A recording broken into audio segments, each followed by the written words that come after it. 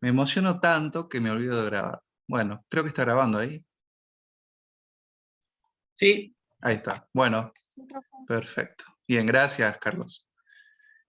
Vamos a el PowerPoint. Estas son las últimas clases, ¿no? Nos queda una clase más y ya terminamos. Así que veremos qué pasa en la etapa de los finales, en el cuatrimestre que viene, ¿sí? Porque son dos relaciones humanas, ¿sí? La 1 y la 2. Bien. Temas que vamos a ver hoy. Como mencioné recién, vamos a ver lo que es el trabajo, ¿sí? Que trabajamos ahí, bueno, con Julio Armando Grisolía, que es un juez, que es un doctor, digamos, que se especializa en lo que es trabajo. Tiene el archivito ahí, sencillo, cortito. Luego está evolución de trabajo, ¿sí? Que eso es un apunte de Nefa, eh, César, Julio César Nefa se llama, que si quieren les paso el archivo original, no les puse el original porque si no me iban a matar. Me pasa siempre con mi estudiante que me dice, profe, que es difícil, así que prefiero subir los apuntes. Si quieren, les subo el original para que puedan tenerlo como un texto de ampliación, si se quiere. Y por último tenemos Generaciones Laborales, que es de Paula Molinari, que corresponde a la clase de hoy, ¿sí? Que subí hoy. No terminé todavía de escribirles en lo que es eh, la clase en sí, pero bueno, más tardecito voy a hacerlo. ¿Sí? Bien. Vamos con la primera etapa, que es el trabajo, ¿sí? Julio Armando Grisolía en el texto hace dos distinciones bastante claras. Por un lado menciona que trabajo es toda actividad que puede ser física o intelectual que genere un esfuerzo, ¿sí? O en términos más sencillos, más fáciles, es un esfuerzo físico y o intelectual. ¿Por qué es físico y o intelectual? Por ejemplo, un albañil, ¿sí? Tiene un esfuerzo físico, porque obviamente desgasta su cuerpo, usa energía para la construcción, o sea, para levantar ladrillos, qué sé yo, X cosas, ¿sí? Entonces tiene un esfuerzo físico de su cuerpo. Y calculo que la noche cuando llega a casa se acuesta y no siente el cuerpo, ¿sí? ¿Qué pasa ahora, por ejemplo, con los docentes? Los docentes tenemos un esfuerzo intelectual o mental, ¿sí? Porque si bien estamos sentados frente a una computadora o dando clases, digamos, presenciales, nuestra cabeza se agota y a la noche muchas veces nos pasa que nos acostamos a dormir, tenemos energía de hacer cosas, pero la cabeza no da más. Entonces, por ejemplo, no podemos leer a la noche porque tenemos la cabeza totalmente agotada. Y también puede ser el trabajo físico y o intelectual, o intelectual, para ser gramáticamente más específico. Por ejemplo, un camionero, ¿sí? Que están con el tema este de los paros de combustible y todo el tema. ¿Por qué es un esfuerzo físico y también intelectual? Porque se va a cansar el camionero, bueno, digo camionero por tirar un ejemplo, ¿no? Pero le van a doler los riñones, la parte esta de acá, la cervical, no sé, los hombros, cansancio en los brazos, ¿no? Por la posición esa que tienen de ir conduciendo. Y también va a ser un esfuerzo intelectual porque tiene que ir viendo, por ejemplo, el camino, que no se crucen animales, calcular, por ejemplo, cuánta distancia tiene que recorrer en tanto tiempo, cuáles son las paradas, dónde cargar combustible, ¿no? O sea, por eso es físico o intelectual, pero teniendo en cuenta de que siempre se va a buscar que produzcan bienes y servicios, ¿sí? Eso es una definición genérica, ¿sí? De lo que es trabajo.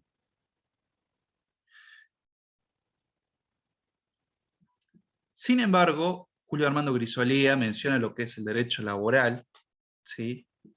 O el derecho del trabajo, y dice que es una actividad lícita, o sea, que está dentro de lo que corresponde a las leyes, que presta a otro, o sea, esa actividad, que ese otro puede ser una persona física o una persona jurídica, una empresa, a cambio de una remuneración, ¿sí? En pocas palabras, lo que nos está diciendo es la palabra empleo. ¿Vieron por ahí que muchas veces surge el tema de si una persona que es ama de casa, ¿sí? Que digamos está en su casa y limpia, atiende los niños, no sé, cocina, ¿sí? ¿Tiene o no un trabajo? Efectivamente tiene un trabajo, ¿sí? Eso no es discutible, porque fíjense en la definición de arriba, es cualquier actividad que demande un esfuerzo, ¿sí? Ahora, ¿es un empleo? No es un empleo. ¿Es un trabajo? Sí, pero no un empleo. Los empleos tienen la característica de tener una remuneración, de tener un sueldo.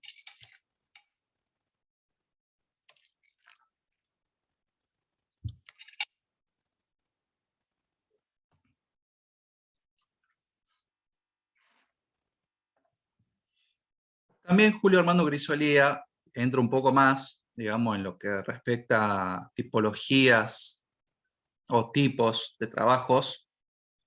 Obviamente hay muchos tipos de trabajo, pero él se centra en lo que es el derecho laboral, ¿no? Lo que está regulado, digamos, en Argentina. Y menciona algunos tipos de trabajo, por ejemplo, el trabajo benévolo. El trabajo benévolo es ese que es gratuito, ad honorem, ¿no? Esclavo, puede ser esclavo. Por ejemplo, vio a la gente que lo hacen trabajar en negro y los explotan. Por ejemplo, vio en Buenos Aires que pasa Sí, mucho sí, la sí. gente de otro país. Ejemplo de eso sería de benévolo. Por eso le pregunto, ¿sería eso? A ver, dame un momento, por favor. Abro la ventana y estoy con vos. Sí, un segundo nada más.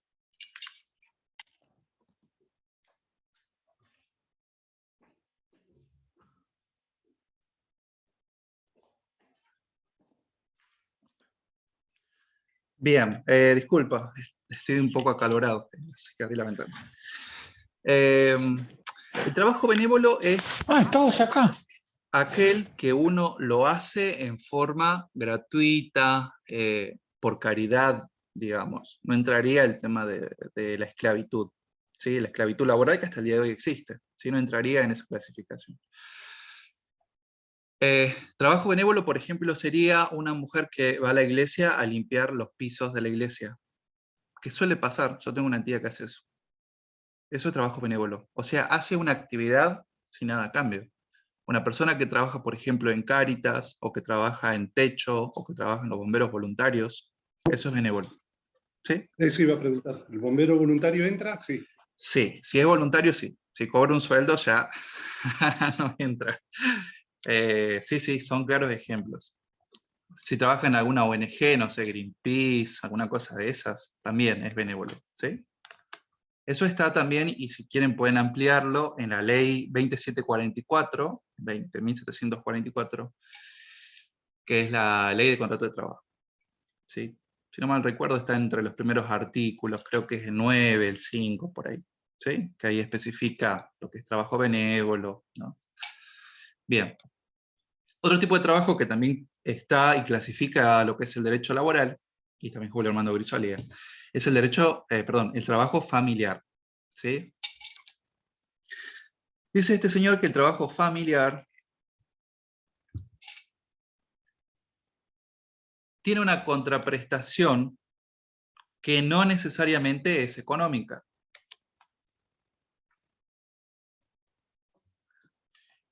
¿Por qué no necesariamente es económica? Porque hay intereses de colaboración y de aprendizaje.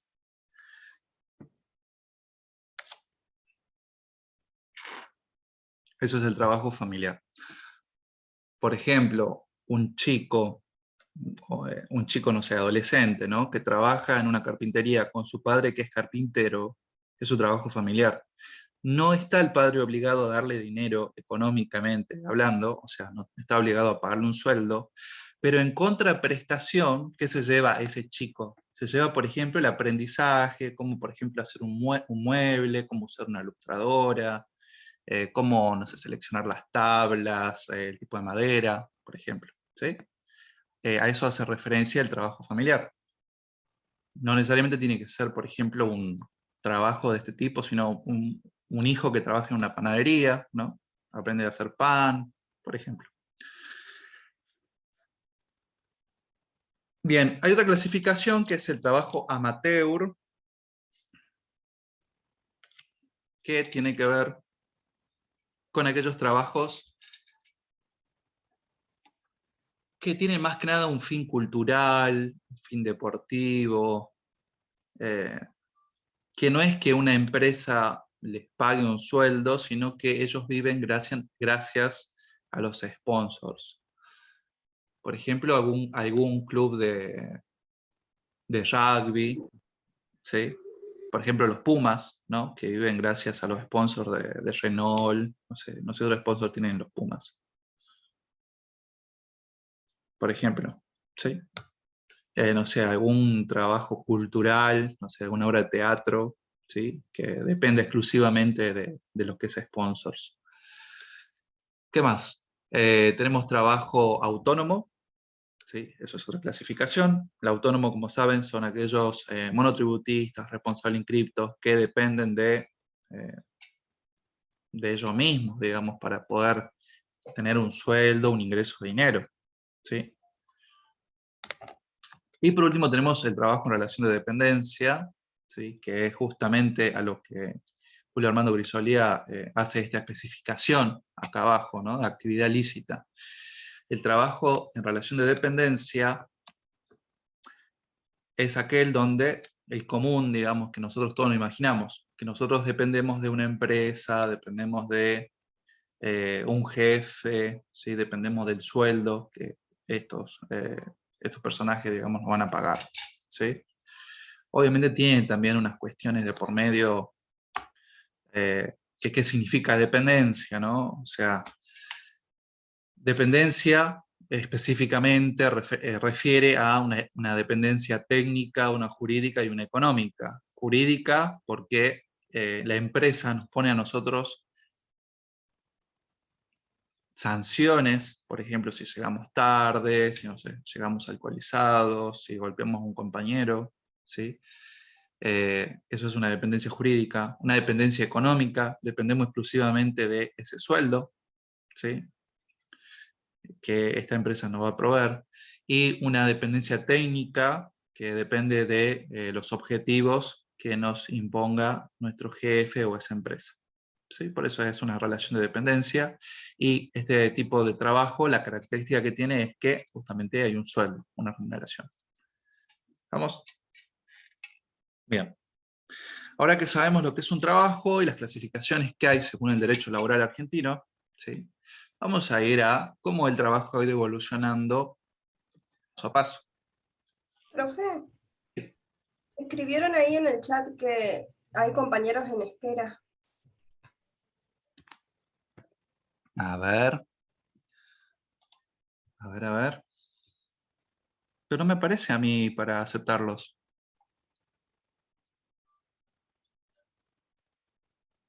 Sala de grupos pequeños, no.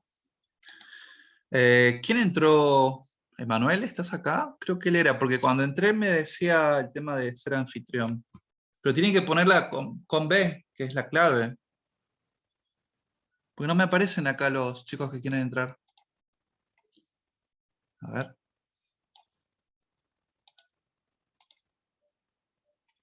¿Quién es anfitrión? Usted es anfitrión, según... Sí, sí, sí. Pero alguien entró y me quitó el rol. No, no tengo ni un lado para aceptarlos.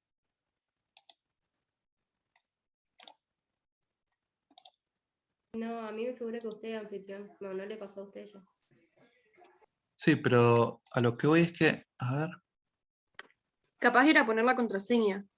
capaz Ahí que le es dice. poner, sí, que ponga de Sí, ahí le minúsculas, puse. sí, capaz que es eso, sí, sí. Porque si no me aparecería y los voy aceptando, pero no les puse la opción esa de aceptarlos, o sea, directamente entran.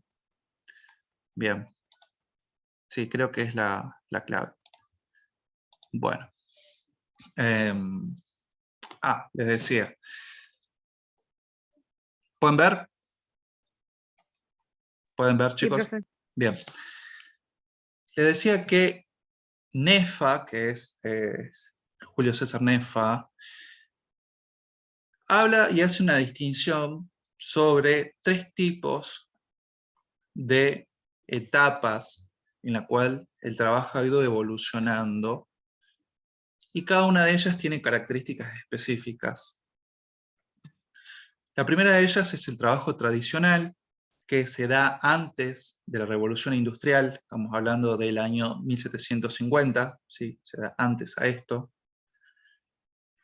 Y es propiamente el trabajo donde no hay máquinas, ¿sí?, de por medio, o que corten o interrumpan, si se quiere, el trabajo, digamos, del hombre. Es propiamente el hombre con la naturaleza, el hombre con el trabajo, ¿sí?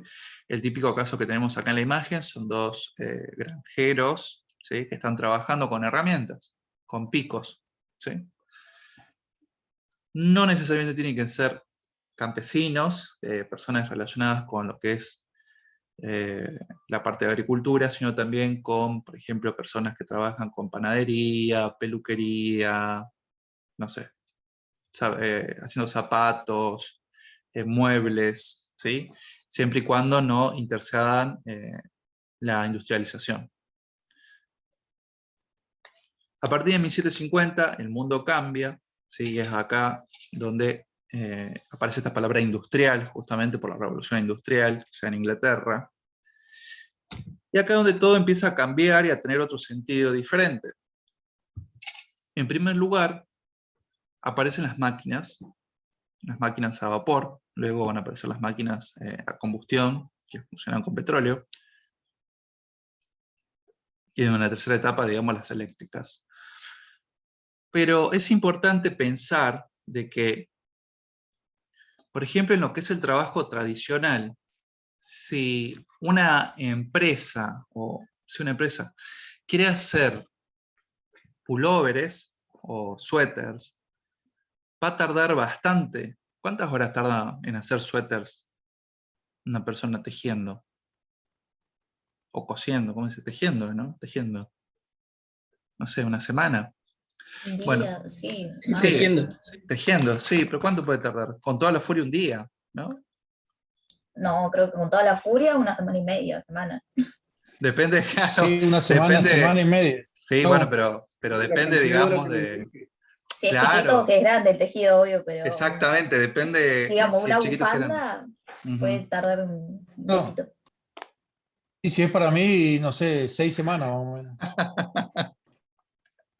Sí, sí, a mí también, yo tengo mi madre que se pone a tejer y odia, por ejemplo, hacerme la ropa, porque yo también soy grandote.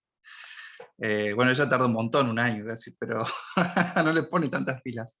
En fin, a diferencia, digamos, de que una persona haga un pullover para venderlo, que puede tardar una semana, pongámosle, en la etapa esta industrial, un pullover se puede hacer, no sé, en cuestiones de minutos, ¿sí? Entonces, esa es la primera diferencia que va a haber. Y en esta etapa, aparte, digamos, de aumentar la productividad, se va a dar, en un principio, porque tiene varias etapas, ¿no?, una diferencia clara entre los que son las personas de cuellos blancos y las personas de cuellos azules. Las personas de cuello blanco, por lo general, no existían como hoy en día administrativos, no, los de cuello blanco eran los que mandaban, ¿sí?, los jefes, y los de cuello azules eran los obreros.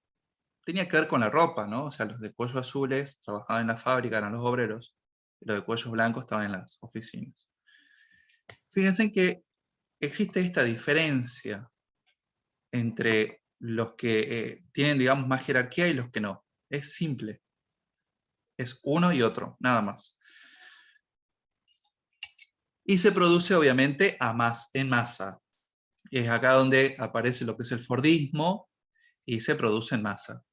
El típico caso es con el Forte, ¿sí?, que sube, digamos, el chasis en lo que es la cinta, y los trabajadores están uno al lado del otro, que es trabajo en serie, ¿sí?, con un trabajo repetitivo, y el coche que salía en chasis, no sé, en 1 hora sale andando, por ejemplo, ¿sí? Donde cada trabajador tiene una tarea repetitiva, ¿sí?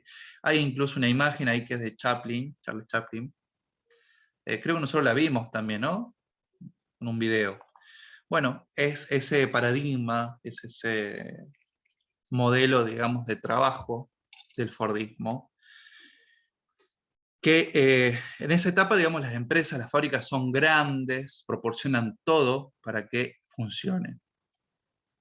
Por ejemplo, Ford hacía tornillos, no sé, las llantas, las cubiertas, los vidrios, le daba a la gente de comer, o sea, tenía una cocina especial, es decir, eran fábricas enormes, grandes, y eso se va a diferenciar con la otra etapa, que por el contrario, en vez de ser fábricas grandes, se hacen fábricas chicas, ¿no? Y acá también sale esto del nacionalismo, ¿no? Decimos, auto americano, se me viene a la cabeza Ford, no sé, auto alemán, se me viene en la cabeza, no sé, Volkswagen, ¿sí? Eran propiamente autos de ese país, porque se fabricaban todas las piezas en ese país, ¿sí? Chevrolet también, profe. Claro, bueno, Chevrolet. americano, bueno, Chevrolet, Chevrolet. no sé, Lincoln, no sé, otros tantos, ¿no? Que hay. Jeep. Me parece que hay un hincha de Chevrolet, no quería dejar Ah, pasar eso. bien, bien, bien, Sí, sí. bien. Recién estuve leyendo, antes de estar con ustedes, una noticia sobre el tema del aumento del biodiesel al gasoil convencional, que se excedió, ¿no? En vez de ser un 10%, es un 12%.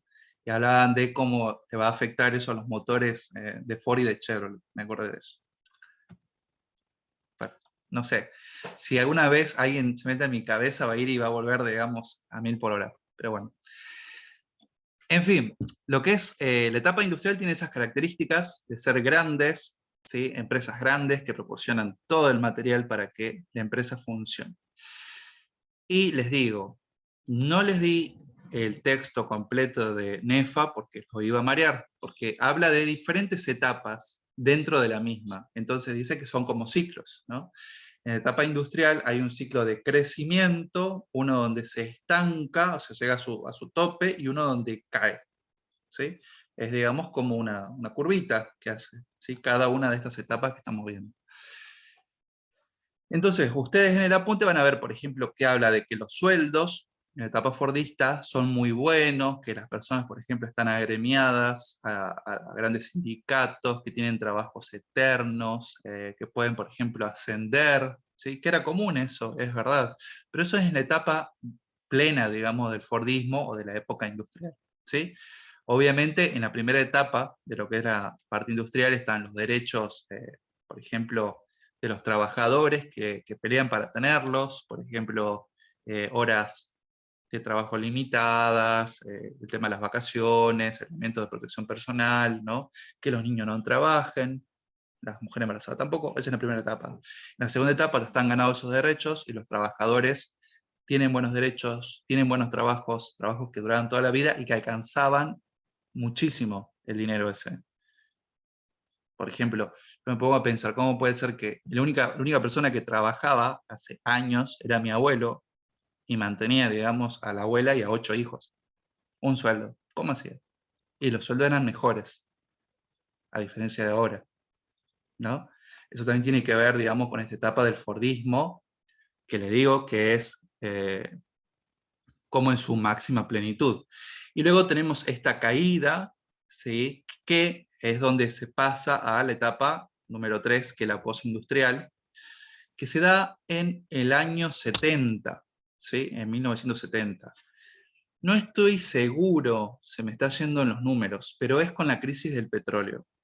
Creo que es en el 72, 75, les miento si no les doy una fecha certera, pero en los años 70. ¿Sí? En los años 70 se llama crisis del petróleo porque bueno, hay un problema, digamos, ahí con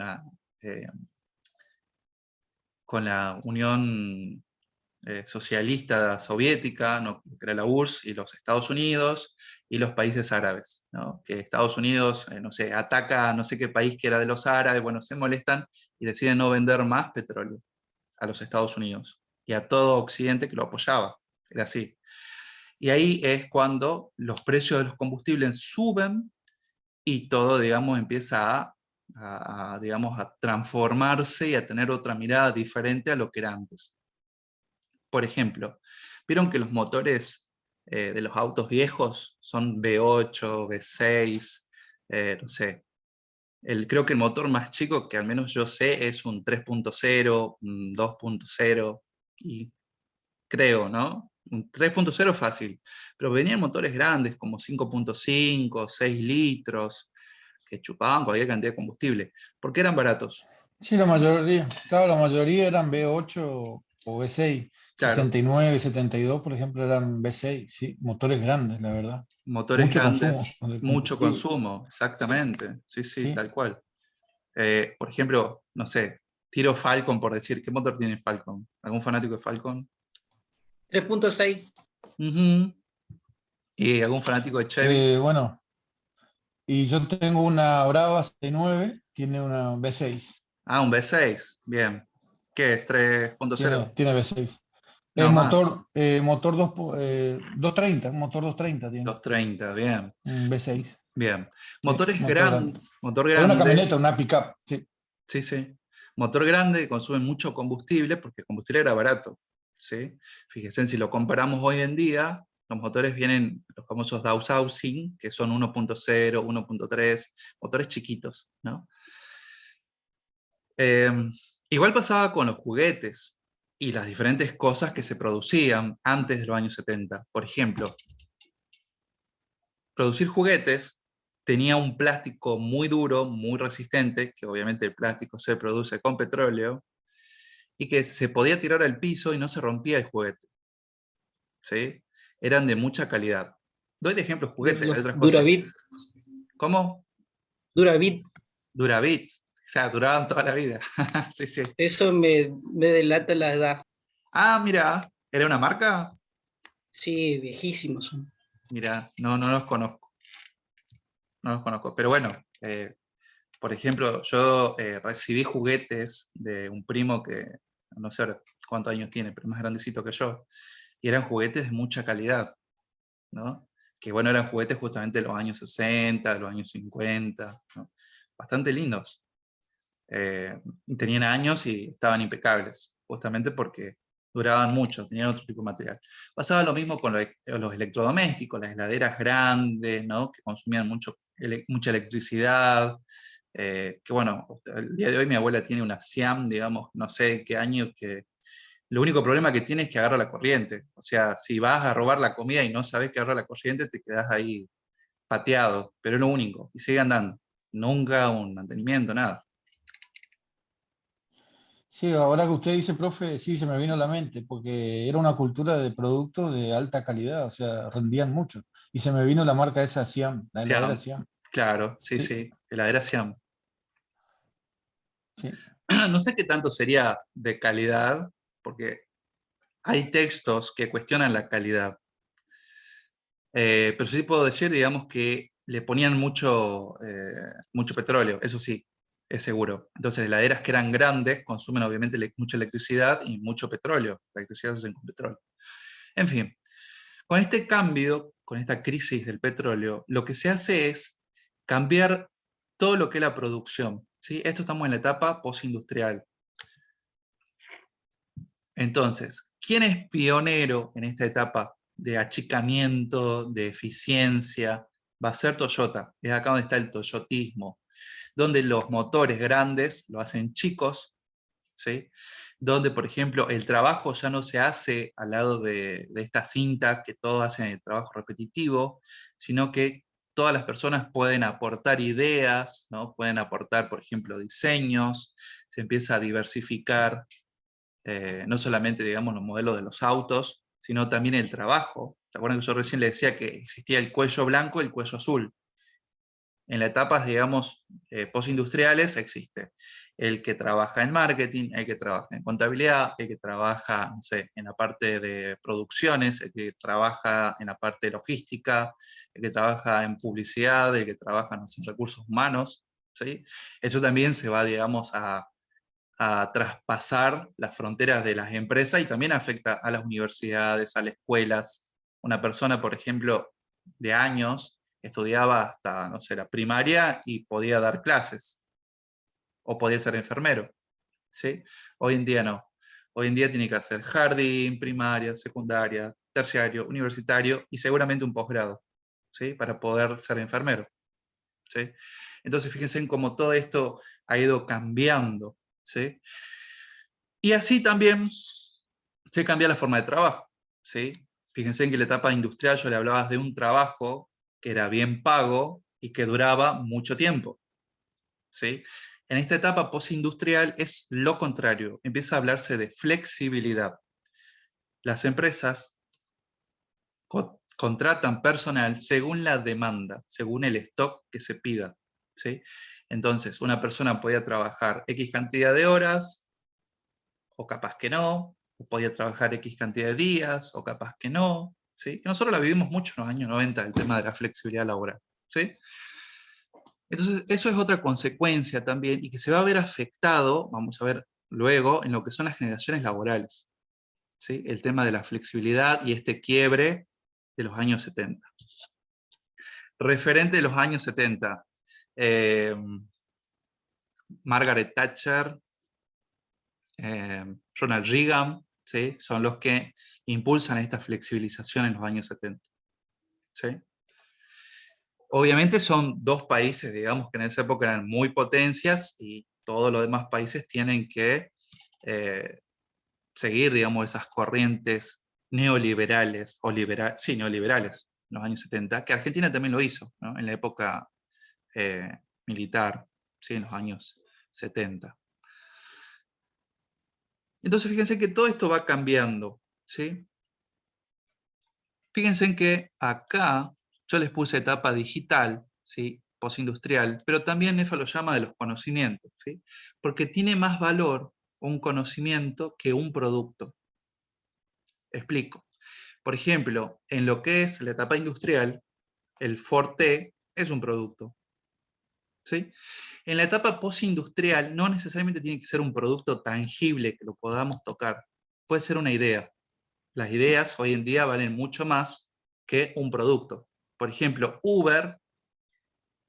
¿Quién toca Uber? ¿Alguien tocó algún Uber? Si tocaron, un Uber fue un auto, no es Uber. Si tocaron, no sé, la aplicación es el celular. Uber es solamente idea, ¿no? Es algo intangible y vale muchísimo, ¿sí? Entonces, todo lo que tiene que ver ahora con los conocimientos en esta etapa postindustrial tiene más valor, ¿sí? Se valora más, digamos, la marca, todo lo que es intangible, en fin. ¿Vamos bien? Nosotros vivimos en esta etapa postindustrial, ¿sí? Fíjense en que ustedes están en sus casas, yo estoy en la mía, él estoy dando clases. También está, digamos, otra característica de esta etapa es el teletrabajo, la flexibilidad laboral, el múltiple empleo, ¿sí? Donde las personas tienen que tomar varios empleos para poder compensar y llegar a fin de mes. ¿Sí? Como yo le decía a mi abuelo, tenía un solo trabajo y yo tengo 4. ¿No? Y hay parejas, digamos, que también, digamos, ella trabaja y tiene tantos trabajos, y él trabaja y tiene tantos trabajos, y tienen, no sé, un hijo, y se acabó. Antes no era así, ¿sí? En fin. Bien. Les decía, respecto a esta evolución del trabajo, empezaron a surgir miedos y problemas por las máquinas y la robótica, lo que se conoce como sustitución por tecnologías. Creo que esta imagen, hoy cuando estaba buscando una imagen, me pareció fantástica, ¿no? Es una mano robótica que despide a los trabajadores de carne y hueso. Hace un tiempo yo, bueno, una de las tantas experiencias que tuve, el relato ese que les comenté a ustedes en el foro, de que había visto que un robot mesero de San Luis, es verdadero. Y yo lo vi para las Pascuas. Yo en las Pascuas viajé y mientras tomaba mate, vi en la noticia, que no me acuerdo si fue TN, no me acuerdo cuál fue, un robot mesero, ¿no? Es sorprendente, realmente es sorprendente. Porque muchas veces pensamos que somos indispensables, pensamos que somos eternos y, no sé, por capacitarnos mucho o estudiar mucho, podemos, digamos, decir, bueno, soy indispensable, ¿no? Por ahí capaz que decimos, bueno, no sé, en algún momento las máquinas cambiarán el trabajo más duro, ¿sí? El trabajo, digamos, físico y no tanto el intelectual, pero también puede pasar. Yo le había dado a usted el trabajo de, creo que eran las máquinas cosechadoras, ¿puede ser? ¿O les había dado un ejemplo, un video? Sí, profe, nos dio un video. Un video. Un video de las máquinas que cosechan la caña de azúcar, creo que era, o el maíz, algo de eso. Caña de azúcar. Caña de azúcar. de Bueno, azúcar. caña de azúcar. Yo nací en Orán, que en Orán a unos kilómetros cortitos, serán 10 minutos, 20 minutos, está la fábrica de azúcar Chango, se llama Tabacalo Agroindustrias, y sufrió este tema, ¿no? De la sustitución por tecnologías. Porque antes la gente sacaba la caña de azúcar a mano, o sea, usaba un machete y sacaban las cañas a mano. No sé cuántos trabajadores eran, no sé, 30.000. Hoy en día, ¿cuántos son? Está todo con máquinas, ¿no? Cosechadora, no sé, sembradora, qué sé yo. No tengo idea, digamos, muy bien las máquinas específicas, pero sí puedo decirle que fácil un 90% de los trabajadores se reduce. ¿Sí?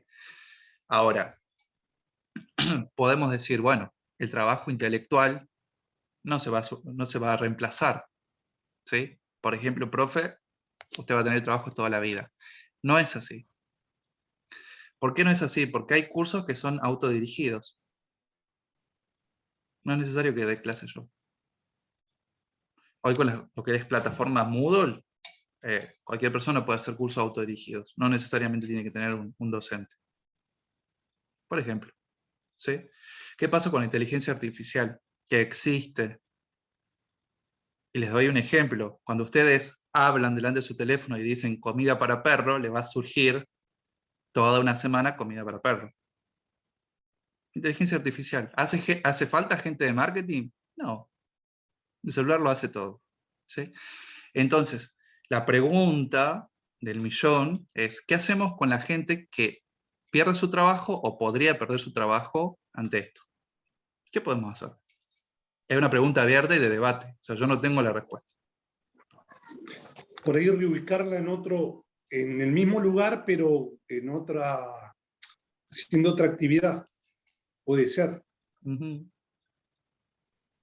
Que se Sí, capaciten, parece- profe, que se Sí, capaciten sí. para poder usar esas tecnologías, arreglarlas, para crearlas. Bien, Pasaría como el de Charlie en la fábrica de chocolate. ¿No? ¿Era así? Bien, Sí, era la película. Con el sí, padre, que al final perdió su trabajo y después terminó arreglando la máquina que lo hizo porque él que se lo tuviera que ir. reemplaza. Uh-huh. Se Era tuvo una que máquina capacitar que, para eso. sí, era una máquina que hacía Le ponía dentríficos. las tapitas a los dentríficos. Dentríficos, ahí está. Bien, sí, sí, sí. Podría ser opciones, ¿no? Realmente no lo sé. Es, digamos, una cuestión de debate y de también ver hasta dónde llega la tecnología. ¿Sí? ¿Quién iba a pensar que un mozo iba a ser Lo que, reemplazado? lo que pasa es que el profe también se da en estos tiempos en donde esa persona que quedó sin trabajo va a depender digamos, de todo lo que se capacitó, de los cursos, del título que tenga. Sí. Porque si no, llega a un plano que es casi de exclusión, porque si no, está bien, decía Cristian, reubicarlo, pero la empresa lo que va a hacer es que va a ver qué currículum tiene para volver a reubicarlo, y si no, se complica un poco. Claro, sí, sí. O sea que Se la va a única complicar un solución poco. sería la capacitación continua. O sea, terminar de Y va- estudiar, y hacer carrera. me- ya me parece que tenemos que capacitarnos, hablando así como en un Ujú. término ya personal, para lo que se viene, porque donde menos capacitación tengamos, vamos a estar muy limitados. Y ahí es donde la tecnología por ahí va a Sí, avanzar mucho. sí, sí, tal cual. Si lo Igual hay pensamos, cosas en las que, o sea, el ser humano ya de por sí siempre va a necesitar o buscar la interacción humana. Muchas veces muchos prefieren las cosas artesanales, que el estar hecho por una máquina siempre va a ser igual, pero hay otras cosas que si los hace uno, por más de que haga 10, ninguna de las 10 va a ser igual. Entonces, esos productos también los va a preferir cierto tipo de Sí. público, no me sale ahora el nombre. Ujú. Entonces también no se va a perder del todo el trabajo humano, pero también hay cosas, hay ciertos trabajos que necesitas una interacción. En el caso de los mozos, uno dice, pero necesitas interacción humana. Muchas veces no, simplemente ir, tomar la orden y ya está. Uno pide que tengan una buena interacción con el ser humano para que no tratarlo mal al mozo, que se tenga un buen ambiente, porque siguen siendo personas y el respeto está ante todo. Bien. Pero si no tenés a una persona por delante, simplemente pedís tu orden, agarras tu cosa y te vas. Sí, Ya está. es verdad que hoy la persona, digamos, se ha hecho, o sea, la persona, digo, el ser humano, las nuevas tendencias es que se ha hecho un poco más orgánico, ¿no? Entonces por ahí no busca tanto las plantas o las verduras que son industrializadas y que le ponen, no sé, 10.000 no sé, químicos, sino que busca algo más natural. No busca por ahí, no sé, la carne esa que es hecha en corrales donde animales están encerrados, sino que busca algo diferente, ¿no? Es verdad que las nuevas tendencias tienden para ese lado, y también es verdad que muchas personas hoy en día buscan cosas artesanales por su sello y marca personal, y por la carga que tienen, ¿no? Una carga Sí, la energética, incluso pandemia llegan a decir. potenció mucho eso. Antes Sí. era como que, no, es algo artesanal, es barato, es pobre, no tiene Ujú. valor, por así Claro. decirlo. Y por Y el ahora después de la contrario, pandemia se potenció muchísimo más sí, eso, la parte artesanal. claro, y por el contrario, lo artesanal hoy sale carísimo comparado con algo hecho en una fábrica, ¿no? Yo hace poco Exacto. estaba comparando precios de ponchos. Yo tengo un poncho artesanal salteño, que bueno, en el norte sale baratísimo porque lo hacen en telares, digamos, en comunidades muy alejadas de la ciudad, en comunidades collas. Y vos te fijás en Mercado Libre y hay ponchos que son parecidos, pero no iguales, y te salen 8.000 pesos, 5.000 pesos, pero el mismo te sale casi 54.000 pesos. Es un Sí, dígito ahora más, como que ¿no? muchos se dieron, le cayó el 20 de cuánto vale su trabajo. Porque antes muchos no le daban ese valor al trabajo, ni el Sí, comprador ni el vendedor. sí. Y ahora es el material, el tiempo, las ganas, el lugar, todo. Te suman todo, que es lo que debería de hacerse, y sale muchísimo más caro. Porque la gente al final de tu cuento lo termina pagando igual. Entonces, muchos tienen esa idea. Lo pagan igual, yo le pongo este precio, ya Ujú. está. Entonces Sí, no se va a perder en sí el trabajo claro. humano. Va a depender, digamos, de las nuevas tendencias y también cómo la persona constantemente se va recapacitando, ¿no? Creo que acá la palabra más resonante ha sido capacitación, formación, ¿no? Que bueno, la idea es que nos demos cuenta, al menos este debate, que nos demos cuenta de eso, que no somos imprescindibles, puede ser ante otra persona o ante una máquina. La idea es que constantemente nos estemos capacitando, estudiando, ¿no? Sigamos, para al menos, no sé si tener un trabajo o un empleo propiamente dicho, pero sí, digamos, para proporcionar diferentes servicios, capaz que como eh, independientes, ¿sí? Bien. La clase de hoy que subí es sobre generaciones laborales. Y está muy relacionada con lo que vimos de NEFA, ¿sí? Que son estas 3 etapas de evolución del trabajo, ¿sí? Paralelamente, obviamente va evolucionando el trabajo, también van evolucionando las personas que trabajan dentro de los trabajos.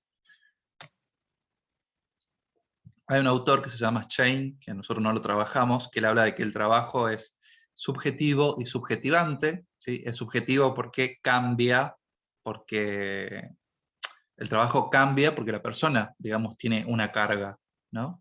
Pero a la vez también el trabajo hace que la persona cambie. Por eso es subjetivo y subjetivante. Es como una cuestión dialéctica, digamos, como una rueda, donde el trabajo cambia a la persona y la persona cambia el trabajo, ¿sí? En fin. Generaciones laborales, de Paula Molinari. Es un texto bastante entretenido, ¿sí? Tiene sus críticas, es verdad. Vamos a mencionar las críticas que tienen, que me parecen válidas. Pero en fin. Pertenecemos a diferentes generaciones, ¿sí? Nosotros pertenecemos a una generación, nuestros padres a otra, nuestros abuelos a otra, y nuestros hijos o nuestros sobrinos y nuestros nietos pertenecerán a otra, ¿sí? ¿Qué es una generación? Va a ser un grupo de personas que comparten rasgos, comparten, por ejemplo, cuestiones culturales, costumbres, tecnologías en común, ¿sí? Esa es la definición de generaciones, y obviamente cuando hablamos de laborales nos referimos al entorno del trabajo, al entorno empresarial. Bien. Pregunta para examen o para final, para que tengan en cuenta. Molinari menciona 4 generaciones, ¿sí? Que son las que ven acá en pantalla hasta el número 4. Los tradicionalistas, los baby boomers, los X y los Y. La generación Z no las menciona, ¿sí? Tengan en cuenta eso. La generación Z, también llamado los centennials, ¿sí? O sea, y acá viene la crítica, ¿no? Respecto a las generaciones laborales no hay un consenso. No hay un consenso científico que diga los tradicionalistas son de esta época a esta época y se fija ahí, no. Hay muchos autores que hablan de diferentes épocas, digamos, diferentes años, diferentes edades que pueden tener las personas. Pero respecto a las generaciones, sucede algo, que siempre se ve esto en términos de los países desarrollados, ¿sí? Estados Unidos, Inglaterra, no sé, Alemania, lo que ustedes quieran. El tema de las generaciones, al ser, digamos, algo compartido, va a depender mucho de cuestiones geográficas. Por ejemplo, no es lo mismo una generación tradicionalista que está en Estados Unidos a una que está acá en Argentina, menos si está en Buenos Aires y si está, no sé, en un pueblito súper alejado como Chaltén, ¿sí? No es lo mismo. Tampoco es lo mismo en cuestiones económicas, ¿sí? Existe una brecha, digamos, salarial y económica que va a torcer las franjas etarias y las franjas, digamos, de épocas, ¿sí? Una persona que vive, por ejemplo, en Buenos Aires tiene más posibilidades de acceder a un móvil, un celular, que otra persona que vive, no sé, en el medio del bosque, ¿sí? Entonces, todas estas cosas modifican, ¿sí? Esto de generaciones laborales. Y es por eso importante que se basen en Paula Molinari y tengan en cuenta que generación Z ya no la menciona, ¿sí? ¿Por qué nos basamos específicamente en ella? Porque ella, si bien establece y marca, digamos, diferentes franjas, tenemos, digamos, a alguien a quien referirnos desde la ciencia social, ¿sí? Bien, veamos. Tenemos generaciones tradicionalistas, baby boomers, generación X y generación Z. 4, ¿sí? Paula Molinari. Bueno, acá tenemos una imagen, ¿sí? Donde dice generación silenciosa, ¿sí? Que es la tradicional para Paula Molinari, que empieza entre los años 1920 y 1940. Paula Molinari habla de 1900 a 1945. ¿Sí? ¿Por qué 1945? Porque en el año 45 se acaba la Segunda Guerra Mundial, ¿sí? Y a partir de ahí hay una etapa, que es la etapa fordista, que habla, por ejemplo, Nefa, que es de estabilidad plena, ¿sí? Y ahí es donde, para Molinari, nacen muchos bebés. Nacen muchos bebés justamente para intentar componer las pérdidas que hubo por las guerras, ¿no? La Primera y la Segunda Guerra Mundial. Entonces es el baby boomer, la explosión de bebés, ¿sí? Entonces, el baby boomer empieza en los años 46, 1945, perdón, 1945, y va a llegar hasta 1975, 1980, más o menos. ¿Por qué llega hasta esa época? ¿Por qué creen? ¿Se acuerdan de la crisis del petróleo? Años 75, 73, que yo le decía no recordaba bien. Bueno, hasta ahí llega la generación X, ¿sí? Es cortita, la generación X dura poquito, hasta los años 85 aproximadamente, y ahí está la Y, ¿sí? Que son los famosos millennials, ¿sí? Que en realidad son importantes porque son la fuerza laboral que, bueno, hoy en día, digamos, está en todas las empresas, ¿sí? Más o menos del año 85, 82, hasta los días de hoy, según Paula Molinari. Otros autores mencionan que la generación X, perdón, la generación Y, los millennials, se acaban en el año 2000, 2010, con la aparición del iPhone. A partir del 2010 está la Z, ¿sí? Que hasta el día de hoy, algunos autores, recuerden que no hay un consenso sobre eso, y tiene que ver con el uso del celular, ¿no? De los celulares, de estos, digamos, los smartphones, sería, ¿sí? Paula Molinari no nos menciona, tengan en cuenta eso. Bien, ¿por qué es importante conocer las generaciones laborales? Porque cada generación tiene costumbres diferentes a las otras, ¿sí? Hoy en día, la fuerza predominante que está en todas las empresas y en el mundo, somos, me incluyo, la generación Y, o también conocida como millennial, ¿sí? ¿Qué pasa? Pregunta. Si una generación millennial o una persona que pertenece a esa generación se cruza con alguien que existe, por ejemplo, un baby boomer o un tradicionalista, ¿qué pasa?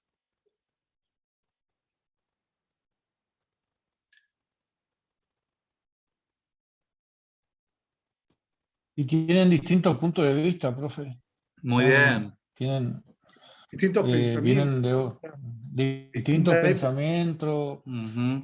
Claro, cada generación vivió una época distinta, Una un época contexto distinta. distinto. Muy Se bien. chocan. ¿Sí? Se chocan, claro, van a haber choques, van a haber roces, ¿sí? Van a haber peleas y también discusiones, ¿sí? Pasó en la pandemia, que por ejemplo tenían que hacer el home office desde una computadora y la gente grande no quiso hacer, porque para ellos eso no era hacer no era trabajar desde una computadora, ¿sí? Obviamente los que son generación X y Y, nos adaptamos medianamente fácil al home office porque estamos acostumbrados a estar con celular, estar con computadora, pero la gente más grande no. ¿Qué pasa, por ejemplo, también, si un joven está trabajando con su celular, para un X, perdón, para un baby boomer o para un tradicional va a pensar que está jugando, ¿o no? Y puede ser capaz que está, no sé, escaneando códigos de barras, escaneando QRs, enviando mails, ¿se entiende? Acá hay roces, y es importante reconocer que las diferentes generaciones tienen estas costumbres, estas cosmovisiones, ¿sí? O estos modelos mentales que son diferentes unos a otros. ¿Por qué repito y digamos, hago hincapié en cosmovisiones y modelos mentales? Tengan cuidado en los finales cuando me digan paradigmas, ¿sí? Porque muchas veces me hablan de los paradigmas, y eso no es un paradigma, ¿sí? Usen la palabra modelo mental, ¿sí? Para referirse a eso. Bien. Profe, Sí. en mi caso yo tengo a mi hijo que es adolescente, ¿no? Y cuando Ujú. lo castigo, le saco el celular. Y él Sí. me dice, ma, tengo que hacer trabajos de la escuela. Bueno, le digo, Dylan, usa la computadora. No, es que tengo todos los archivos en el celular, los profes los mandan ahí. Y es una pelea constante porque él, claro, sabe que si me entra por ese lado, yo le devuelvo el celu. pero en Claro. realidad, obviamente, para manipularme nada más. Sí, sí, se ha hecho difícil castigar a los chicos. Yo me acuerdo que era chico y mi mamá salía a la vereda y me gritaba para que yo vuelva a casa, ¿no? Porque jugaba en la vereda, en la calle, con mis vecinos. Hoy en día no pasa eso. Los chicos están jugando dentro de las casas y por el contrario, cuesta mucho que salgan, ¿no? Ha cambiado todo. Bien, muy buen aporte. No sé quién habló por ahí recién. No, profe, Bueno, acá. excelente aporte, gracias. Cada generación entonces tiene su cosmovisión, sus costumbres, sus culturas, y también la tecnología influye en ellas, ¿sí? Hay palabras también que influyen en ellas, forma de escuchar música, de escuchar, no sé, ver videos, ver películas, ¿sí? Que cada una influye. Obviamente, las películas de esa época están cargadas con una cosmovisión específica de esa época, ¿sí? Por ejemplo, cuando lean a Paula Molinari van a ver que la generación tradicionalista era muy común, digamos, el sufrimiento y un final feliz. Por ejemplo, Casablanca, ¿sí? ¿Por qué? Porque eran gente de mucho sufrimiento. Gente, digamos, por ejemplo, que mis abuelos o mis bisabuelos emigraron, ¿sí? Escapándose de las guerras, o bueno, tuvieron, digamos, ese cambio importante de cambiar de un continente a otro. Hubo otra gente, por ejemplo, que fue a la guerra, no sé, que perdió todo en esa crisis del 29. Mucho del tema de historia acá, ¿no? Se cruza. Entonces era gente muy sufrida, ¿sí? Que siempre, digamos, veía que al final había una esperanza, ¿no? Entonces se refleja eso en las películas. Por ejemplo, a diferencia de la generación X, ¿sí? La generación X tiene algo que es, voy a explicarles por parte. Acá les decía yo, hay un quiebre que hace Molinari entre separa, digamos, en dos grupos, los tradicionales, los baby boomers por un lado, y los X y los Y por otros. Lo que parte a la mitad, ambos, es la crisis del petróleo, ¿sí? Eso cambia a ambos.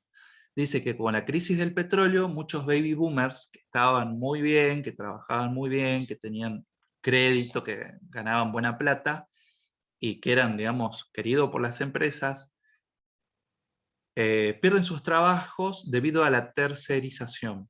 ¿Se acuerdan que yo les decía a ustedes que las empresas eran grandes, que fabricaban todo, que le daban de comer a la gente, a los trabajadores, ¿no? Las empresas, digamos, a partir de los años 70 en adelante, tercerizan. Entonces, compran el neumático que sale más barato en Brasil, por ejemplo, compran el parabrisas que sale más barato, no sé, en la India, compran, no sé, las pinturas que salen más baratas en China, ¿sí? Entonces dejan de fabricar. Es común. En las minas, por ejemplo, tercerizan lo que es la parte de la batería, almuerzos, no son almuerzos, ¿cómo se llaman? Catering, creo que es. O sea, ¿cómo? Las viandas. Viandas, Catering, claro, sí. catering, viandas, exactamente. O sea, esta etapa, digamos, es mucho de tercerización, y es por eso que los X ven que los padres, o sea, los baby boomers, sufren esa pérdida de trabajo, esa pérdida, digamos, de confianza. Entonces hay un quiebre a partir de los X. Entonces los X no confían, son desconfiados, en primer lugar. Y eso se ve mucho y se refleja, por ejemplo, en los ídolos, ¿sí? Ellos ven que no todo es bueno ni no todo es malo. O sea, es como ambas cosas. Por ejemplo, un ídolo de esa época es Maradona. Maradona no es bueno, ni tampoco es malo. Tiene sus cosas buenas y sus cosas malas. Cosas buenas, por ejemplo, un gran futbolista. Cosas malas, las drogas. Está, por ejemplo, Michael Jackson. Excelente cantante, pero tuvo la causa de abuso de niños, de menores, por ejemplo. ¿Sí? Así, por ejemplo, Bill Clinton, ¿no? O sea, hay muchos casos. Por el contrario, los baby boomers se sentían tan empoderados, tan fuertes, en la primera etapa antes de los 70, que tenían la visión de ser superhéroes, superhombres. Ahí aparece Superman, Batman, o sea, cada una de estas etapas tiene características específicas. ¿sí? Entonces es importante que la lean, que sepan, digamos, identificar, que sepan estos aspectos que les voy comentando de las películas, porque es un imaginario, ¿sí? Un imaginario colectivo y generacional de cada época. Por eso como actividad tienen que hacer una infografía. Hacen en grupo, ¿sí? Obviamente todos tienen que subir la infografía. La infografía es una hojita, ¿sí? Un documento, acá tienen unos ejemplos que están viendo en pantalla, ¿sí? Yo recomiendo que usen Canva si quieren, porque Canva tiene la opción de colaboración, ¿no? Así, muy parecido, digamos, al Word que estamos usando nosotros en el Drive. Pueden, digamos, agregar a otras personas y entre todos van haciendo paralelamente. Pero como esta es una actividad que yo básicamente no voy a poder ver, bueno, digamos, capaz que ustedes se juntan y trabajan no sé, en un publisher, o trabajan en un CorelDRAW, no lo puedo ver yo, ¿qué hacen? Lo que sí sé y estoy seguro es que van a leer y van a tener que resumir un montón, y eso es un trabajo muy arduo, ¿sí? De hacer un texto, que estos creo que son 50 páginas más o menos, a una sola página, ¿sí? Entonces, sé que eso lo van a hacer, cómo se organizan, bueno, seguramente alguno de ustedes tendrá algunas habilidades de diseño, otras habilidades de resumen, otras habilidades, no sé, para colorear, no sé, para resumir, para organizar, ¿no? Eso lo van viendo ustedes. Importante, todos deben de subir al campus su infografía, ¿sí? Por favor, en la infografía coloquen el grupo y sus nombres. No es necesario que suban el documento Word y adentro la infografía. Suban directamente la infografía. No sé, lo van a poder hacer en un PDF, en un JPG, en un PNG. ¿Entienden? ¿O estoy muy técnico? ¿Es grupal el trabajo, dijo? ¿Cómo? Sí, es grupal. ¿Es grupal? Sí. Ah, está bien. Una sola infografía por, bueno, cada integrante. Claro, el grupo hace una sola infografía, pero todos suben esa infografía.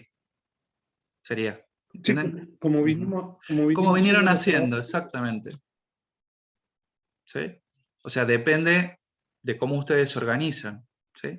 O sea, atrás de lo que ven ustedes, que es un trabajo colaborativo y que hacen y que no hacen, están en realidad desarrollando habilidades, ¿sí? Habilidades de organización, entre los tres, habilidades de liderazgo, de responsabilidad, habilidades... Trabajo en equipo. de trabajo en equipo, habilidades comunicativas para decir vos hace esto, vos hace aquello, habilidades, por ejemplo, de coordinación, ¿sí? Habilidades de corrección. O sea, el trabajo colaborativo no es solamente hagan en grupo. Por eso no es trabajo en grupo, es colaborativo, porque todos aportan habilidades de debate, o sea, es muy complejo. Discrepancias, choques, profe, también.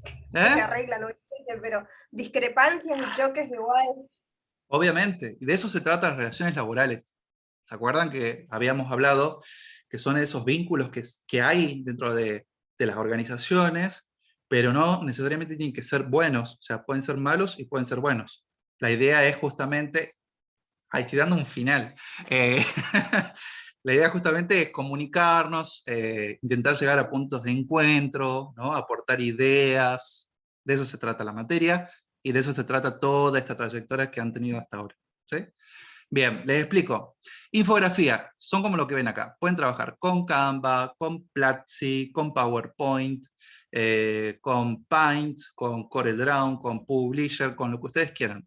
Incluso hay aplicaciones específicas, no recuerdo bien los nombres, pero seguramente si ponen infografía les sale, que te da todo ya. Lo único que tienen que hacer es elegir las imágenes, ¿no? Fíjense en que son... es una imagen, es un documento de una sola hoja cortito, ¿sí? Yo le había puesto para entregar esto el día 28, pero viendo que hay, está el otro trabajo que no lo terminaron, les voy a dar unos días más, ¿sí? ¿Preguntas? ¿O estamos? No, profe. No, profe. Bien, ¿les parece fácil la actividad? Profe, por lo menos Larga. Hay que leer. Hay que leer, y hay Nomás que es leer resumir, todo que es el lo más texto difícil. Sí, Hay sí, que el no, tema resumir. es leer. Solo Ahí hay esta que dos para resumir. se- Sí. Eso es lo más difícil. Bueno, chicos, los dejo y estoy feliz de que no se me haya colado nadie de la comisión B, porque siempre se me cola alguno. Bueno, los dejo y bueno, cualquier cosa me escriben. ¿Sí? Bueno, Chao, profe. profe. Chao. Buen fin Chao, de. profe. Chao, Nos chicos. vemos. Igual para todos. Buen fin de para todos. Buen fin de. Chau, chau.